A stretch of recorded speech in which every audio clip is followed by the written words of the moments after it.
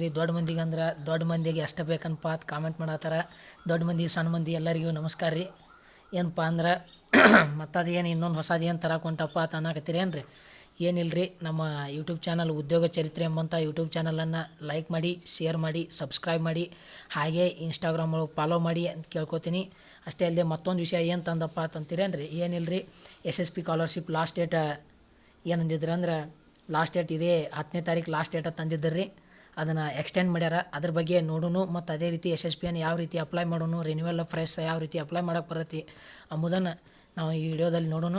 ಬರೀ ಹಾಗಿದ್ರೆ ಆ ವಿಡಿಯೋ ನೋಡೋಕ್ಕಿಂತ ಮುಂಚೆ ಹಾಗೆ ನನ್ನ ಚಾನಲನ್ನು ಸಬ್ಸ್ಕ್ರೈಬ್ ಮಾಡಿ. ಹಾಗೆ ನಾ ಈಗ ಮಾಡ್ದಾಕಿಂತ ವಿಡಿಯೋ ಈಗ ಹೊಸದಾಗಿ ಮಾಡೀನಿ. ಮಾಡಿ ಹಾಕಿದಂಥ ಒಂದು ವಿಡಿಯೋ ಐತಿ KE ವೆಬ್ಸೈಟ್ ಬಗ್ಗೆ, ಅದನ್ನು ವಿಡಿಯೋ ನೋಡಿ ಸಬ್ಸ್ಕ್ರೈಬ್ ಮಾಡಿ. ಹಲೋ ಹಾಯ್ ಫ್ರೆಂಡ್ಸ್, ಬನ್ನಿ ಹಾಗಿದ್ರೆ ನೋಡೋಣ. ಏನಪ್ಪ ಅಂದ್ರೆ SSP ವಿದ್ಯಾರ್ಥಿ ವೇತನವನ್ನು ಏನು ಮಾಡಿದ್ರಪ್ಪ ಅಂದ್ರೆ ನಾವು ಮುಖ್ಯವಾಗಿ ನೋಡ್ಬೇಕಾದದ್ದು ಏನಪ್ಪ ಅಂದ್ರೆ ಇದನ್ನು 10ನೇ ತಾರೀಕು 10/1/2024 ಲಾಸ್ಟ್ ಡೇಟ್ ಅಂದಿದ್ರು. ಮೆಟ್ರಿಕ್ ನಂತರದ ವಿದ್ಯಾರ್ಥಿ ವೇತನ, ಮೆಟ್ರಿಕ್ ಪೂರ್ವ ಅಲ್ಲ, ಮೆಟ್ರಿಕ್ ನಂತರದ ವಿದ್ಯಾರ್ಥಿ ವೇತನ ಅದನ್ನು ಏನು ಮಾಡ್ಯಾರಪ್ಪ ಅಂದ್ರೆ ಈಗ ಡೇಟನ್ನು ಎಕ್ಸ್ಟೆಂಡ್ ಮಾಡ್ಯಾರ. ಇದು ಹಿಂದುಳಿದವರ್ಗ ಒಂದೇ ಅಲ್ಲ, ಸಮಾಜ ಕಲ್ಯಾಣ, ಮೈನಾರಿಟಿ, ಪ್ರತಿಯೊಂದು ಬ್ರಾಹ್ಮಣ ಅಭಿವೃದ್ಧಿ ನಿಗಮ ಮಂಡಳಿ, ಪ್ರತಿಯೊಂದು ಇಲಾಖೆಯ ನಿಗಮಗಳ ಸ್ಕಾಲರ್ಶಿಪ್ಪನ್ನು ಎಕ್ಸ್ಟೆಂಡ್ ಮಾಡ್ಯಾರ. ಅದನ್ನು ನಾವು ನೋಡೋಣ. ಹಾಗೆ ನೋಡೋಕ್ಕಿಂತ ಮುಂಚೆ ನನ್ನ ಚಾನಲನ್ನು ಸಬ್ಸ್ಕ್ರೈಬ್ ಮಾಡೋದ್ರ ಮೂಲಕ ಆಲ್ ನೋಟಿಫಿಕೇಷನ್ ಸೆಲೆಕ್ಟ್ ಮಾಡಿ ಚಾನಲನ್ನು ಸಬ್ಸ್ಕ್ರೈಬ್ ಮಾಡಿ, ಹಾಗೆ ಈ ವಿಡಿಯೋಗೆ ಲೈಕ್ ಮಾಡಿ ಅಂದ ಕೇಳ್ಕೊತೀನಿ. ಬನ್ನಿ ಹಾಗಿದ್ರೆ ಏನಪ್ಪ ಅಂದರೆ ಈ ಹಿಂದುಳಿದ ವರ್ಗಗಳ ಕಲ್ಯಾಣ ಇಲಾಖೆಯ ಮೆಟ್ರಿಕ್ ನಂತರದ ವಿದ್ಯಾರ್ಥಿ ವೇತನಕ್ಕೆ ಅರ್ಜಿ ಸಲ್ಲಿಸಲು ಕೊನೆಯ ದಿನಾಂಕ ಏನು ಮಾಡಿದ್ರಪ್ಪ ಅಂದ್ರೆ 15/1/2024 ಎಕ್ಸ್ಟೆಂಡ್ ಮಾಡ್ಯಾರ. ಇದನ್ನು ಏನು ಮಾಡಿದ್ರಪ್ಪ ಅಂದ್ರೆ 10/1/2024 ಇದ್ರ ಡೇಟ್, ಅದನ್ನು 15/1/2024 ಎಕ್ಸ್ಟೆಂಡ್ ಮಾಡ್ಯಾರ. ಆದಷ್ಟು ಯಾರ್ಯಾರು ಉಳಿದಿರಿ ಅದು ಎಲ್ಲರೂ ಆದಷ್ಟು 15ನೇ ತಾರೀಕು ಅನ್ನೋದ್ರೊಳಗೆ ಅಪ್ಲೈ ಮಾಡಿ. ಇದನ್ನು ಮುಂದೆ ಇನ್ನೂ ಎಕ್ಸ್ಟೆಂಡ್ ಮಾಡ್ಬೋದು ಅಥವಾ ಮಾಡದೇ ಇರಬಹುದು. ಮಾಡ್ತಾರತ್ತ ಅನ್ನೋಂಗಿಲ್ಲ. ನಾವು ನಿರೀಕ್ಷೆಯಲ್ಲಿ ಇರಬೇಕಾಗತ್ತೆ. ಯಾಕಂದ್ರೆ ನಿರೀಕ್ಷೆಯಲ್ಲಿ ಇರೋಕ್ಕಿಂತ ಮುಂಚೆ ಅಪ್ಲೈ ಮಾಡ್ಕೊಂಡ್ಬಿಟ್ರೆ ಯಾವುದೇ ಕಿರಿಕಿರಿ ಇರೋದಿಲ್ಲ. ಅದಕ್ಕೆ ಆದಷ್ಟು ಬೇಗ ನೀವು ಇದನ್ನು ಅಪ್ಲೈ ಮಾಡಿರಿ. ಅದೇ ರೀತಿಯಾಗಿ ಮತ್ತು ಅಲ್ಪಸಂಖ್ಯಾತರ ಕಲ್ಯಾಣ ಇಲಾಖೆದ್ದು ಏನು ಮಾಡಿದ್ರಪ್ಪ ಅಂದ್ರೆ 15/1/2024 ಇಟ್ಟಿದ್ರೆ ಅದನ್ನ ಈಗ 31ಕ್ಕೆ ಎಕ್ಸ್ಟೆಂಡ್ ಮಾಡ್ಯಾರ. ಮತ್ತೊಂದು ದಿವಸ ಮುಂದೆ ಹಾಕ್ಯಾರ. ಮತ್ತು ಅದೇ ರೀತಿ ಆಯುಷ್ ಇಲಾಖೆ ಮೆಟ್ರಿಕ್ ನಂತರ ವಿದ್ಯಾರ್ಥಿ ವೇತನ ಇದನ್ನು 15 ಅಂದಿದ್ರು 31 ಮಾಡ್ಯಾರ. ಇದು ಕರ್ನಾಟಕ ರಾಜ್ಯ ಬ್ರಾಹ್ಮಣ ಅಭಿವೃದ್ಧಿ ಮಂಡಳಿ, ಇದು 15 ಅಂದಿದ್ರು 31 ಮಾಡ್ಯಾರ.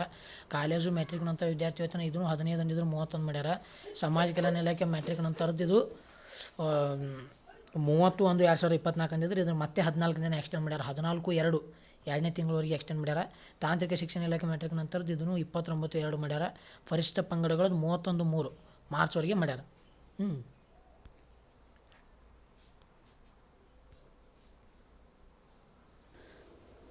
ಬನ್ನಿ ಫ್ರೆಂಡ್ಸ್, ನಾವಿಲ್ಲಿ ನಿರೀಕ್ಷಿಸಬೇಕಾಗಿದ್ದು ಏನಪ್ಪ ಅಂದ್ರೆ ಮೊದಲನೇದಾಗಿ ಹೇಳ್ಬೇಕಂದ್ರೆ ಇಲ್ಲಿ ಸಮಾಜ ಕಲ್ಯಾಣ ಇಲಾಖೆ ಮೆಟ್ರಿಕ್ ನಂತರ ವಿದ್ಯಾರ್ಥಿ ವೇತನ ಏನು 14/2/2024 ಮಾಡ್ಯಾರಲ್ಲ, ಈಗೇನು ನಮ್ಮ ಹಿಂದುಳಿದ ವರ್ಗಗಳ ಕಲ್ಯಾಣ ಇಲಾಖೆ ಏನು 15/1/2024 ಐತಲ್ಲ, ಅದನ್ನು ಕೂಡ 14/2/2024 ಎಕ್ಸ್ಟೆಂಡ್ ಮಾಡ್ಬೋದು ಮಾಡ್ಬೋದತ್ತೆ. ಅದು ಮಾಡ್ತಾರ ಅಂತಲ್ಲ, ಖಚಿತವಾಗಿ ಮಾಡ್ತಾರೆ ಮುಂದೆ ಖಚಿತ ಮಾಹಿತಿ ಅಲ್ಲಿದ್ದು. ಇದು ನಿರೀಕ್ಷೆ ಮಾಡ್ಬೋದು, 14/2 ಮಾಡ್ಬೋದು.